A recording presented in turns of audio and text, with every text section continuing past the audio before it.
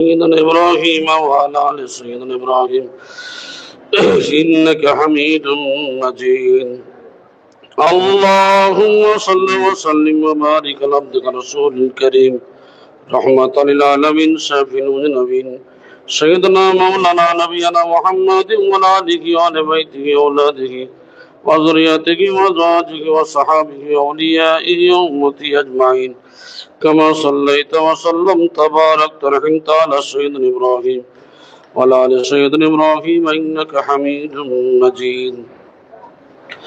أعوذ بالله من الشيطان الرجيم. بسم الله الرحمن الرحيم. ما يلفظ من قول إلا لديه رقيب عتيد. وجاءت سكرة الموت بالحق ذلك ما كنت منه تحيد. ونفخ في الصور ذلك يوم الوعيد. وجاءت كل نفس معها سائق وشهيد. لقد كنت في غفلة من هذا فكشفنا عنك غطاءك فبصرك اليوم حديد. حتى ندرس اللهم صل وسلم وبارك على عبدك ورسولك الكريم رحمة للعالمين شافي المذنبين سيدنا مولانا نبينا محمد وعلى آله وآل بيته وأولاده وذريته وأزواجه وصحابه وأوليائه وأمته أجمعين كما صليت وسلمت وباركت ورحمت على سيدنا إبراهيم وعلى آل سيدنا إبراهيم إنك حميد مجيد. 50 নম্বর সূরা সূরা কফ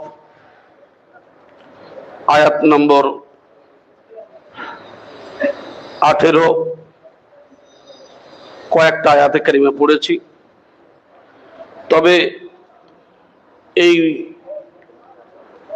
মজলিসের যোগ্যতা আমার নেই, কামেল মুর্শিদের পায়ের ধুলোর যোগ্যতাও নেই যে আপনাদের মতো আল্লাহওয়ালা বুজুর্গ মানুষ আছেন, জ্ঞানীগুণী মানুষ আছেন, অনেকে আলেম আছেন, মাওলানা মুফতি হাফেজ কারি আছেন, আপনাদের সামনে বয়ান বক্তৃতার ক্ষমতা আমার নেই। তবে আল্লাহ পাক রব্বুল আলামিন যদি তৌফিক দেন, দু চার কথা আল্লাহ যদি বলিয়ে নেন তবেই সম্ভব। আল্লাহ পাক রব্বুল আলামিন কিছু আদবের কথা বলেছেন,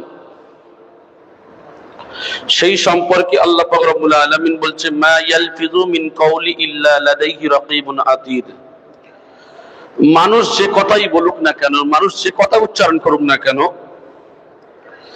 তা লিপিবদ্ধ করার জন্য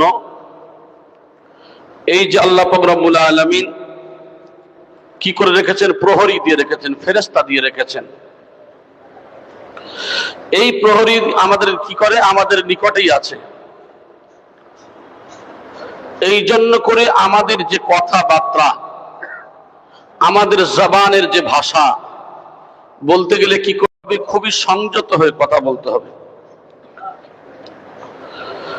عن أبي هريرة رضي الله تعالى عنه عن النبي صلى الله عليه وسلم قال من كان يؤمن بالله واليوم الآخر فليقل خيرا أو ليصمت. বুখারী ও মুসলিম শরীফের হাদিসের মধ্যে এসেছে, হযরত আবু হুরায়রা রাদিয়াল্লাহু তাআলা আনহুর বর্ণনা, রাসূলুল্লাহ সাল্লাল্লাহু আলাইহি ওয়াসাল্লাম বলেছেন কি, যে ব্যক্তি আল্লাহ ও শেষ দিনের প্রতি বিশ্বাস রাখে, অর্থাৎ ঈমান রাখে, সে কি করবে, যেন ভালো কথা বলে। যখন কোনো কথা বলবে সে ভালো কথা বলবে, আর না হলে কি করবে, সে চুপ থাকবে। হয় ভালো কথা বলতে হবে, নাহলে চুপ থাকতে হবে। আমরা কি করি, আমরা অনেক সময় অনেক কথা বলতে গেলে আমরা কত যে অশ্লীল কথা, কত যে ভুল কথা আমাদের জবান থেকে বার হয়ে যায়, আর এই কথার মাধ্যমে কি হয়, আমাদের গুনাহ হয়ে যায়। এই জন্য হুজুর কিবলা বারবার আমাদেরকে একটাই উপদেশ দেন যে বাবা চুপ থাকবে, সব সময়ের জন্য কি করবে, কথা যদি বলতে হয় ভালো কথা বলবে, কোনো অশ্লীল কথা, কোনো বাজে কথা যেগুলি মানুষের উপকারে আসে না, এমন কথা তোমরা বলবে না। তাহলে কি করতে হবে? যত বেশি কথা বলবেন তত ভুল হয়ে যাবে। জবানকে যদি আপনি চুপচাপ যদি বন্ধ রাখেন, এর দ্বারা আপনার কল্যাণ আছে। এই জিহবা আমাদের কি করতে পারে? জাহান্নামে পৌঁছে দিতে পারে। আবার এই জিহবা আমাদের জান্নাত পর্যন্ত পৌঁছে দিতে পারে। কিসের দ্বারা? জিকিরের দ্বারা। আল্লাহ জিকির করুন। এই জিহবা দ্বারা আপনি জিকির করুন, বেশি বেশি বেশি বেশি জিকির করুন। তাই উম্মতে মুহাম্মদদেরকে এদেরকে ডাকা হবে, এবং এত বেশি পরিমাণে এদের গুনাহ থাকবে। এই গুনাহ থাকার কারণে বলা হয়েছে যে মিজানে যখন ওজন করা হবে, সমস্ত দুনিয়া, এই যে জমিন থেকে নিয়ে আসমান পর্যন্ত যত পাপ করেছে, ভুল করেছে, একটা পাল্লাতে রাখা হবে। আর উম্মতে মুহাম্মাদির যে কলেমা, তার যে বিশ্বাস, এই কলেমা এক পাল্লায় রাখা হবে। রাসূলুল্লাহ সাল্লাল্লাহু আলাইহি সাল্লাম বলছেন, এই কলেমার পাল্লাটা ভারী হয়ে যাবে। জোরে বলি সুবহানাল্লাহ। কলেমার পাল্লা ভারী হয়ে যাবে। এমনও কি সেই মানুষ বলবে, ইয়া রাসূলুল্লাহ, ইয়া হাবিবাল্লাহ, হুজুর, আমার তো জীবনে অনেক গুনাহ করে ফেলেছি। আমার গুনাহ করতে করতে আমি এত গুনাহ করেছি যে জমিন থেকে নিয়ে আসমান পর্যন্ত গুনাহ করে ফেলেছি। এইটা কি একটা চিঠি বা একটা এই যে লেখা, এটার কি এর দ্বারা ওজনে বেশি হতে পারে? আল্লাহ নবী সাল্লাল্লাহু আলাইহি সাল্লাম বলে, তুমি লক্ষ্য করো, দেখো, এই সমস্ত গুনাহ এক পাল্লাতে রাখা হবে। আর উম্মতে মুহাম্মাদির, শুধু আমাদের নবী মুহাম্মদ সাল্লাল্লাহু আলাইহি সাল্লামের উম্মত হিসাবে, এই যে তার সম্মানে, আমার আপনার রাসূলের সম্মানে, এই যে কলেমা তার অন্তরস্থল থেকে পড়ার কারণে এক পাল্লায় রাখা হবে। এই কলেমা শাহাদাতের পাল্লা ভারী হয়ে যাবে। সুবহানাল্লাহ। আমাদের মুর্শিদ দেখেন, সেই কলেমায় শাহাদাত দিয়েছেন, এবং শুধু এক টাইম নয়, 5 টাইম নামাজের পরে আমাদের কলেমায় শাহাদাত পড়াচ্ছেন। এছাড়াও মজলিস চললেই কলেমায় শাহাদাত দিয়ে আমাদের শুরু। এই কলেমায় শাহাদাত দিয়ে আমাদের শুরু। আর এই কলেমায় শাহাদাত যখন পড়বো, কি করব? অন্তরস্থল থেকে পড়তে হবে, মন দিয়ে পড়তে হবে, ভালোবাসা দিয়ে পড়তে হবে। আমরা যদি পড়তে হয় পড়ি, যদি এমন পড়া হয়, আর একটা মানুষ সে অন্তরস্থল থেকে ভালোবাসা, মহাব্বতের সঙ্গে পড়া, দুইটা তার পার্থক্য হয়। এই জন্য করে আমাদের কি করতে হবে? আমাদের বেশি বেশি সেই যে কলেমায় শাহাদাত পড়তে হবে। আমাদের মুর্শিদ যে কলেমায় শাহাদাত দিয়েছেন, সেই কলেমা শাহাদাত বেশি বেশি আমরা পড়ব। তাই বলছে, জিহ্বাকে সংযত রাখা প্রত্যেক ভারপ্রাপ্ত মুসলিম ব্যক্তির উচিত। এই জিহ্বাকে সংযত রাখা আমাদেরকে সব সময়ের জন্য, সর্বসময়ের জন্য সংযত রাখতে হবে। আর যেখানে কথা বলা ও চুপ থাকা দুটোই সমান, আমরা জানি অনেক জায়গায় কথা বলা এবং চুপ থাকা দুটোই সমান বোঝাচ্ছে। তাহলে কি করে? সেখানে চুপ থাকাটাই হলো সুন্নাত। সুবহানাল্লাহ। চুপ থাকাটাই হলো ভালো। এটা রাসূলুল্লাহ সাল্লাল্লাহু আলাইহি সাল্লামের তরিকা। যেমন দেখবেন, কোন জায়গায় যদি কোনো কথা হয়, আমরা কি করি? একজন একটা কথা বলছে, আমরা তার কথাকে কেটে দিয়ে কি করি? আমি কথা বলি। দেখেন, রাসূলুল্লাহ সাল্লাল্লাহু আলাইহি সাল্লামের প্রত্যেকটা তরিকা কত সুন্দর, যে না, তোমার সামনে যখন কোনো কথা বলবে, ওই কথা কমপ্লিট হওয়ার পরে তারপরে তুমি দ্বিতীয় কথা বলবে। তোমার কিছু বলার থাকতে পারে, কিন্তু সেই বলাটা কখন হবে? ওই কথা কমপ্লিট হওয়ার পরে তুমি কথা বলবে, কারণ ওই কথা কেটে কথা বলবে এটা নিষেধ। এটা আমাদের বেশিরভাগই এই কাজটা হয়, যে আমরা কথা বলতে গেলে আমরা মনে করি যে আমি সব জানি, আমার থেকে আর বেশি কিছু জানে না। এই যে আহামরি ভাব, এটা রাসূলুল্লাহ সাল্লাল্লাহু আলাইহি সাল্লামের তরিকা নয়। এই জন্য করে আমাদের এইগুলোই লক্ষ্য রাখতে হবে, যে যেখানে কথা বলা ও চুপ থাকা দুটোই সমান, সেখানে কি করে? চুপ থাকাটাই হলো সুন্নাত। কারণ বৈধ কথাবার্তাও অনেক সময় হারাম অথবা মাকরুহ পর্যায়ে পৌঁছে দেয়। এমনও কিছু বৈধ কথা আছে, যে কথাটা বৈধ, হালাল, কিন্তু এমন কথা কি হারাম আর মাকরুহর কাছাকাছি পৌঁছে দেয়। কথাটা বুঝতে পেরেছেন? এই কথাটা একটা মারাত্মক কথা। এই কথাটা একটা মারাত্মক কথা, কারণ এমনও কিছু বৈধ কথা আছে যেগুলি এর সম্পর্কে তো অনেক ব্যাখ্যা আসবে। কারণ এমন কথা যেটা হারাম ও মকরুর কাছে পৌঁছে দেয়, তাহলে সেই কথাটা কেমন? বিপদ ও পাপ থেকে নিরাপত্তার সমতুল্য কোনো বস্তু নেই। এমন একটা কথা বললাম যে কথাটার দ্বারা মানুষকে বোঝাতে পারলাম না বা বুঝতে পারলো না, যেটা কথা বৈধ সেই কথাটা বলার পরে ঝগড়া হতে পারে, যে কথা বলার পরে বিবাদ আসতে পারে, যে কথা বলার দ্বারা মানুষ খুন মার্ডার হয়ে যেতে পারে, তাহলে বৈধ হলেও সেই জায়গায় কিছু কথাকে কি করতে হবে? বলা যাবে না, যেটার দ্বারা ক্ষতি হতে পারে। এখানেই আরো অনেক কথা বলা হচ্ছে। যদি আল্লাহ রাসূল সাল্লাল্লাহু আলাইহি ওয়াসাল্লাম বলছেন যে যদি কোনো মানুষ কারোর পাপকে ঢেকে নেয়, কাল কিয়ামতের ময়দানে তার পাপকেও ঢেকে নেওয়া হবে। সুবহানাল্লাহ, তার পাপকেও ঢেকে নেওয়া হবে। আমরা মনে করি একজন পাপ করেছে, তার পাপ তুলে ধরবো না, অবশ্যই তুলে ধরবো। কিন্তু দেখা যায় আপনি যদি তার পাপকে ক্ষমা করেন, তাকে যদি বোঝান, যদি পার্সোনাল ভাবে বলেন, তাহলে সেই মানুষটা যদি তওবা করে, তাহলে কি হবে? আপনি যেমন তার গুনাহকে চেপে নিয়েছেন, তার ভুলটাকে চেপে নিয়েছেন, আল্লাহ সুবহানাহু ওয়া তাআলা আপনার ভুলটাকেও চেপে নেবে। সুবহানাল্লাহ। তাহলে এই ক্ষমা করাটা হলো একটা মহৎ গুণ। আমাদের এগুলো করতে হবে, কারণ জবান আছে, যা ইচ্ছা হলো বলে দিলাম, যা মনে আসলো সেগুলো বলে দিলাম, না, এগুলো করা যাবে না। জবানকে সংযত রাখতে হবে। হুজুর কিবলা বারবার কথা বলেন, আসলে তারা কামেল ওলি আল্লাহর কোথা থেকে বলেন? সব রাসূলুল্লাহ সাল্লাল্লাহু আলাইহি ওয়াসাল্লাম হাদিস থেকে, আল্লাহর কোরআন থেকে কথাগুলো আমাদের কাছে তুলে ধরেন। আন আব্দুল্লাহ ইবনে আমর قال قال رسول الله صلى الله عليه وسلم من صامت নাজা। রাসূলুল্লাহ সাল্লাল্লাহু আলাইহি ওয়াসাল্লাম কি বলেছেন? যে চুপ থাকে সে পরিত্রাণ পায়, সে নাজাত পেয়ে যায়। চুপ থাকলে সে নাজাত পেয়ে যায়। যত কথা বলবেন তত সমস্যা বাড়বে, যত কথা বলবেন তত সমস্যা বাড়বে। এই জন্য করে আল্লাহ রাসূল সাল্লাল্লাহু আলাইহি ওয়াসাল্লাম বলছেন যে চুপ থাকে সে নাজাত পেয়ে যায়, পরিত্রাণ পেয়ে যায়। আমি কি করলাম? বুঝিয়া না বুঝিয়া এমন কথা বলে ফেললাম যে কথা বলার কারণে আমি সমস্যার মধ্যে পড়ে গেলাম। এই জন্য করে রাসূলুল্লাহ সাল্লাল্লাহু আলাইহি ওয়াসাল্লামের এই হাদিসের দিকে লক্ষ্য করে আমাদের কি করতে হবে? আমাদের সংযত রাখতে হবে জবানকে। আবু মুসা রাদিয়াল্লাহু তাআলা থেকে বর্ণনা, রাসূলুল্লাহ সাল্লাল্লাহু আলাইহি ওয়াসাল্লামকে জিজ্ঞাসা করা হলো, জিজ্ঞাসা করলাম, কে জিজ্ঞেস করলো? আবু মুসা রাদিয়াল্লাহু তাআলা আনহু জিজ্ঞাসা করলেন, হে আল্লাহর রাসূল, সর্বোত্তম মুসলিম কে? সর্বোত্তম মুসলিম কে? তিনি বললেন, যার জিহবা থেকে মুসলিমরা নিরাপদ থাকে। আল মুসলিমু মান সালিমাল মুসলিমুনা মিন লিসানিহি ওয়া ইয়াদিহি। যার হাত ও জবান থেকে মানুষ নিরাপদ থাকে।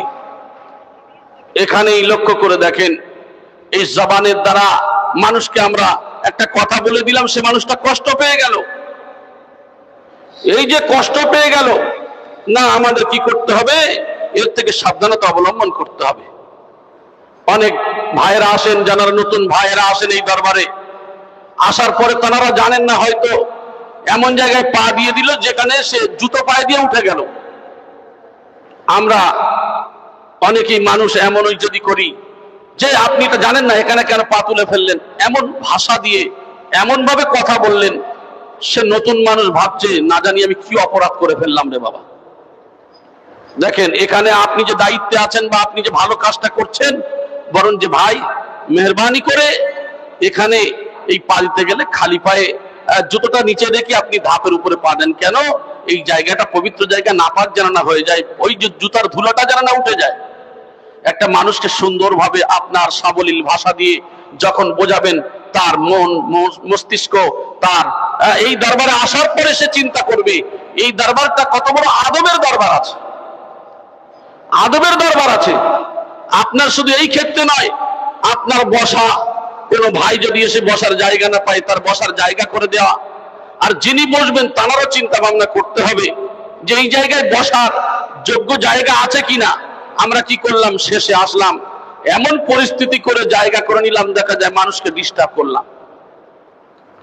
পুশিদা হুজুর করে সবল সিংহপুর রহমতুল্লাহ একটা কথা, তিনি বলছেন, বাবা যে যেভাবে আসবে এইভাবেই বসে যাবে। নিউ মার্কেটে এই কথাটা কেন বলেছিলেন? আল্লাহ রাসূল সাল্লাল্লাহু আলাইহি সাল্লামের হাদিসের মধ্যে এই কথাগুলি রয়েছে যে মজলিসের মধ্যে যখন বসবে তোমরা কি করবে, যেখানে জায়গা পাবো ওখানেই বসে যাবে। আমরা কি করি দেখবেন, অনেক সময় মসজিদে গিয়ে দেখবেন মসজিদে মুসাল্লা ফেলা থাকে, কারণ জায়গাগুলো নির্দিষ্ট করে রাখে। যেই জায়গাটা আমার, আমি এখানকার কি করি বড় দায়িত্বশীল ব্যক্তি, আমার জায়গাটা এটা নির্দিষ্ট করে মসজিদে জায়গা রেখে দিলাম। এইগুলি করা যাবে না। খলিফায়ে মুসলিমিন হযরত ওমর ফারুক রাদিয়াল্লাহু তাআলা আনহু একদিন তিনি দেখলেন একজন রাখাল, সে কি করেছে, সামনের লাইনে সামনের কাতারে বসে আছে। ওমর রাদিয়াল্লাহু তাআলা বারবার আর ঠিক তানারই জায়গা যেখানে তিনি বসেন সেই জায়গায় বসেছেন। তো তিনি পিছন থেকে বারবার মানুষটাকে দেখছেন, এই মানুষটাকে তো কোনোদিন দেখি নাই, অথচ মানুষটা বসে আছে। এখানে অনেক ঘটনা রয়েছে আল্লাহ রাসূল সাল্লাল্লাহু আলাইহি সাল্লামের দেখার জন্য, তিনি যে রহমাতুল লিল আলামিন, তিনি কেমন মানুষ সেই দেখার জন্য তিনি এসেছিলেন। তো খলিফায়ে মুসলিমিন হযরত ওমর রাদিয়াল্লাহু তাআলা বারবার তাকিয়ে তাকিয়ে দেখছেন। তিনি তো পারতেন, তিনি তার জায়গা থেকে তুলে দিয়ে সেখানে গিয়ে বসতে পারতেন। দেখেন সাহাবা রাদিয়াল্লাহু তাআলা আনহুম আজমাইনদের এক এক সাহাবীর এক একটা ঘটনা রয়েছে, কওল রয়েছে এ সম্পর্কে, যে না, যে প্রথমে আসবে ওই জায়গার হক হলো তার, এই জায়গার হকটা তার। অতএব আমরা কি করি, আমরা নির্দিষ্ট করে নি, মনে করি এই জায়গা আমি ছাড়া আর কেউ বসবে না। এমনও কি যদি ওই জায়গায় কেউ বসে তাকে উঠিয়ে দিয়ে যে আপনি বসবেন, এটাও ঠিক নয়। আমরা কি করে থাকি, এটা আমার জায়গা, আপনি বসলেন কেন, ঠেলেই তুলে দিলাম, আমি আসলাম শেষে, তিনি এসেছেন আগে। এই যে মসজিদের জায়গাগুলো নির্দিষ্ট করা যাবে না। যেমন ইমাম সাহেবের জায়গা বিষয় আলাদা, কিন্তু আদার্স আমরা কি করি, দেখা যায় আমি একটু মানগণ্য ব্যক্তি, আমি একজন আমার দেশের আমি একজন ভালো জায়গায় দাঁড়িয়ে আছি, আমি পিছনের লাইনে দাঁড়াবো। ইসলামের কথা বলে না। ইসলাম এমন একটা ধর্ম যে কে গরিব, কে আমির, কে ফকির না, এক কাতারে যে যেমন আসবে দাঁড়াবে। আপনি আমির হতে পারেন, আপনি বড় দায়িত্বশীল ব্যক্তি পারেন, আপনি যদি শেষে আসেন আপনার পিছনে দাঁড়াতে হবে। তাই বেলাল রাদিয়াল্লাহু তাআলা আনহু, আপনাদের জানা ইতিহাস, তিনি ছিলেন একজন কাফরি গোলাম, যে ছিল কালো, ঠোঁটগুলি মোটা, দেখতে ভালো ছিল না।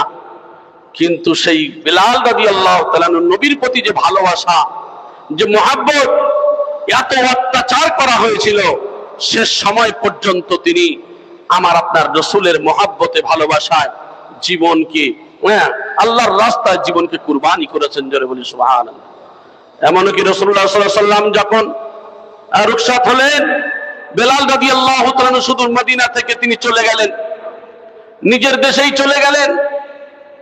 স্বপ্নে দেখছেন, হে বেলাল, আমি রাসূলুল্লাহ সাল্লাল্লাহু আলাইহি ওয়াসাল্লাম, তুমি আমাকে ছেড়ে এখান থেকে চলে গেলে। বেলালের ঘটনা অনেক রয়েছে, নিয়ে আসা হলো। আসার পরে তাকে বলা হলো আজানের ব্যাপারে। তো বেলাল রাদিয়াল্লাহু তাআলা বললেন, আমি আজান কি করে দেব, কারণ আমি যখন আজান দেব, আমি যখন আজান দিতাম আমার নবী সামনে থাকতেন। আমি যখন বলতাম আশহাদু আন্না মুহাম্মাদুর রাসূলুল্লাহ, এই কথা যখন বলতাম, তখন আমার রাসূলের দিকে আমি দেখতাম। আজকের আমি আজান দেব, আমার রাসূলকে যদি না দেখি আমি কেমন করে সহ্য করব। কেমন মহব্বত, দেখেন কেমন ভালোবাসা। ঘটনা তো আপনাদের জানা ঘটনা, আমি উদাহরণস্বরূপ বলছি। তো রাসূলুল্লাহ সাল্লাল্লাহু আলাইহি সাল্লাম তার স্বপ্ন দেখানোর জন্য আবার তিনি আসলেন। সবাই বলে আজান দিতে রাজি হচ্ছেন না, বলছে ইমাম হাসান, ইমাম হুসাইনকে বলো, এরা দুই ভাই যদি বলে নিশ্চয়ই আজান দেবে।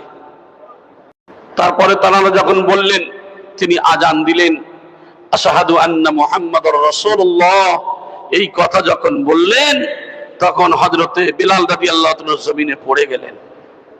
কি মহব্বত, কি আশেক! রাসূলের আশেক, তারা এমনই আশেক ছিলেন যে বেলাল কালো কুসরি, দেখতে ভালো ছিল না। আজকের নবীর মহব্বতের কারণে, আল্লাহর মহব্বতের কারণে সেই বেলাল রাদিয়াল্লাহু তাআলা আনহু এমন সাহাবী হলেন যার দরজা বলা হয়েছে যে রাসূলুল্লাহ সাল্লাল্লাহু আলাইহি ওয়াসাল্লামের পায়ের কাছ থেকে কাল কিয়ামতের ময়দানে উঠবে। জোরে বলি সুবহানাল্লাহ। অনেক ঘটনা। বেলাল রাদিয়াল্লাহু তাআলার ভালোবাসা নবীর প্রতি ছিল। আজকের নবী নাই, আজকের আউলিয়ায়ে কেরামদের জামানা। এই আউলিয়ায়ে কেরামদের মহব্বত ভালোবাসা, আজকের নবী নাই কিন্তু নায়েবী রাসূল রয়েছে। এই নায়েবী রাসূলদের ভালোবাসা কেমন হতে হবে? আমাদের ভালোবাসা ওই রূপ হতে হবে যেমন আমাদেরকে যে উপদেশ দেন, যে কথাগুলি বলেন তার উপরে আমল করা, তার উপরে মেনে নেওয়া আর সেই মতো কাজ করা, এটাই হলো মহব্বত, এটাই ভালোবাসা। আমরা কি করি? আমরা কিছু মানি, কিছু শুনি, আর কিছু আমরা সেগুলো ভ্রুক্ষেপ করি না। না, এগুলো করা যাবে না। কারণ আমার আপনার কি করতে হবে? কামেল মুর্শিদের কথা অনুযায়ী আমার আপনার জীবনে আমল করতে হবে, আমল করতে হবে। তাই তিনি বললেন কি যে আল মুসলিমু মান সালিমাল মুসলিমুনা মিন লিসানিহি ওয়া ইয়াদিহি, তোমার হাত আর জবানের দ্বারা কোনো মানুষ না যেন কষ্ট পায় বা নিরাপদ যেন থাকে। তার মধ্যে আমি প্রায়ই একটা কথা এর আগেও বলেছিলাম যে জবানের দ্বারা কষ্ট। হযরতে আবু বকর রাদিয়াল্লাহু তাআলা আনহু বেলালকে বলেছিলেন কাফরি গোলাম, এই শব্দটা ব্যবহার করার কারণে বেলালের মন খারাপ। রাসূলুল্লাহ সাল্লাল্লাহু আলাইহি ওয়াসাল্লাম যখন আসলেন, আল্লাহর নবী সাল্লাল্লাহু আলাইহি ওয়াসাল্লাম আসার পরে দেখলেন বেলালের মনটা খারাপ। বেলাল, তোমার মনটা খারাপ কেন? ইয়া রাসূলুল্লাহ, আবু বকর আমাকে এই কথা বলেছে। হযরতে আবু বকর রাদিয়াল্লাহু তাআলা ডাকার কারণে হোক বা আসার কারণে হোক, আল্লাহর নবী সাল্লাল্লাহু আলাইহি ওয়াসাল্লাম বলেন, আবু বকর, কাল কিয়ামতের ময়দানে তুমি সবার সামনে অপমান হবে না তুমি এখন ক্ষমা চাইবে? ইয়া রাসূলুল্লাহ, আমি এখনই ক্ষমা চাইবো। হযরতে আবু বকর রাদিয়াল্লাহু তাআলা আনহু তাকে যখন বলা হলো, তিনি বললেন, হে আবু বকর, হে বেলাল, আমাকে ক্ষমা করে দাও, আমাকে ক্ষমা করে দাও। বেলাল মুখটা ঘুরিয়ে নিলেন, আবার ক্ষমা চাইলেন, আবার মুখ ঘুরিয়ে নিলেন। এইভাবে যখন মুখ ঘুরিয়ে নিচ্ছেন, আল্লাহ নবী সাল্লাল্লাহু আলাইহি ওয়াসাল্লাম বলছেন, হে বেলাল, তুমি আর মুখটা ঘুরিয়ে নিয়ে না। এই আবু বকর তোমাকে এই যে উমাইয়ার হাত থেকে তোমাকে ক্রয় করে নিয়ে আজকে তোমাকে আজাদ করে দিয়েছে। আবু বকর অবদানটা কম নেই তোমার প্রতি, তোমার ভালোবাসার প্রতি। তাকে ক্ষমা করে দাও। আজকের যে বেলালকে ক্রয় করে নিলেন শাস্তির হাত থেকে, সেই আবু বকর রাদিয়াল্লাহু আনহু শুধু একটা ভাষা, জবানের দ্বারা একটা কথা বলার কারণে আল্লাহ নবী সাল্লাল্লাহু আলাইহি ওয়াসাল্লাম তাকে এই কথা বললেন। আর আবু বকর কি করলেন? আবু বকর রাদিয়াল্লাহু তাআলা তিনি ক্ষমা চাইলেন, ক্ষমা চাইলেন। এই যে ক্ষমা চাইলেন এবং তাকে ক্ষমা করে দেওয়া হলো। সুবহানাল্লাহ। তাহলে আমাদের জবান থেকে আমরা কত মানুষকে কত কথা বলি, কত ভাষা দিই। এমন ভাষার দ্বারা এমন মানুষ কষ্ট পেয়ে যায়। এই ভাষার দ্বারা দেখেন, এই যে কোনো মানুষ কষ্ট পেল, এটা হলো হুকুকুল ইবাদ। এই জবানের দ্বারা এই কামেল আলী আল্লাহর দরবারে কোন নতুন ভাই আসলেন, কেউ আসলেন, আমি তার প্রতি এমন ব্যবহার করলাম, এমন আচরণ করলাম, সে আমার ভাষার দ্বারা কষ্ট পেয়ে গেল।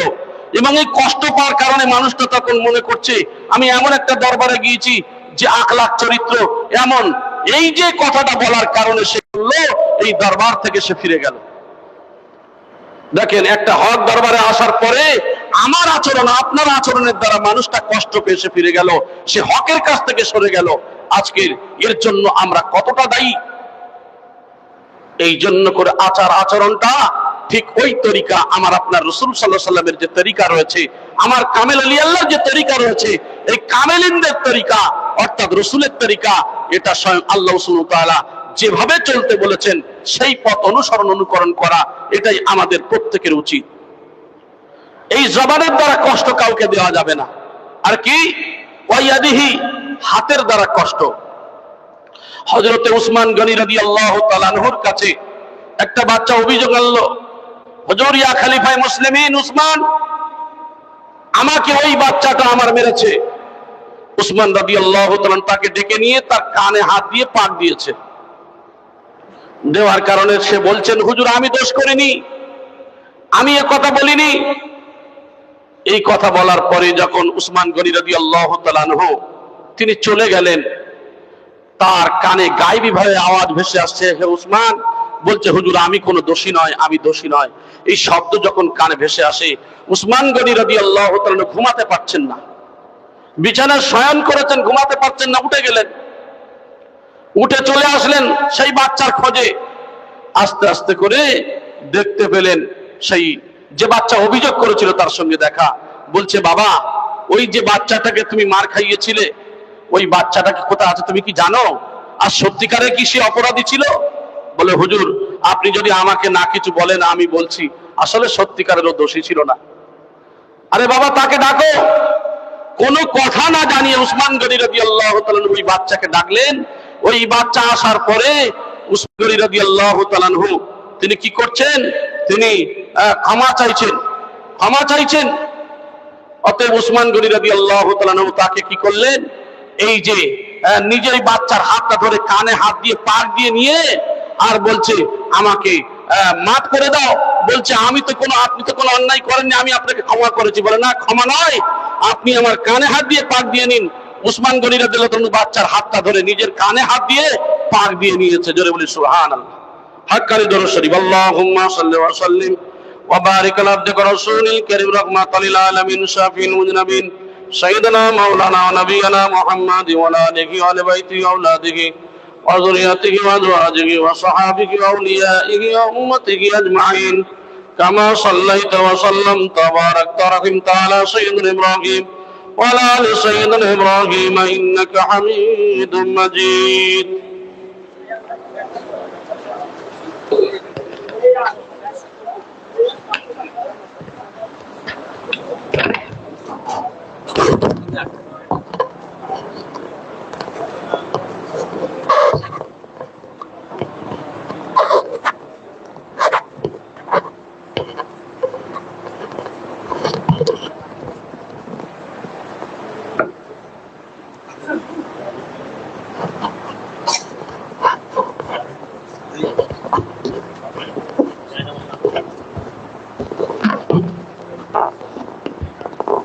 আসসালামু আলাইকুম। হাক্কানি দরুদ শরীফ। আল্লাহুম্মা সাল্লি ওয়া সাল্লিম ওয়া বারিক আলা আবদিকা রাসূলিল কারীম রাহমাতাল লিল আলামিন শাফিউল মুযনিবিন সাইয়্যিদিনা মাওলানা নাবিয়িনা মুহাম্মাদিন ওয়া আলা আলিহি ওয়া সাহবিহি ওয়া আওলাদিহি ওয়া যুররিয়াতিহি ওয়া আসহাবিহি ওয়া সাহবিহি আউলিয়া'i উম্মতি আজমাইন কামা সাল্লাইতা ওয়া সাল্লিমতা رحمت على سيدنا إبراهيم وعلى آل سيدنا إبراهيم إنك حميد مجيد.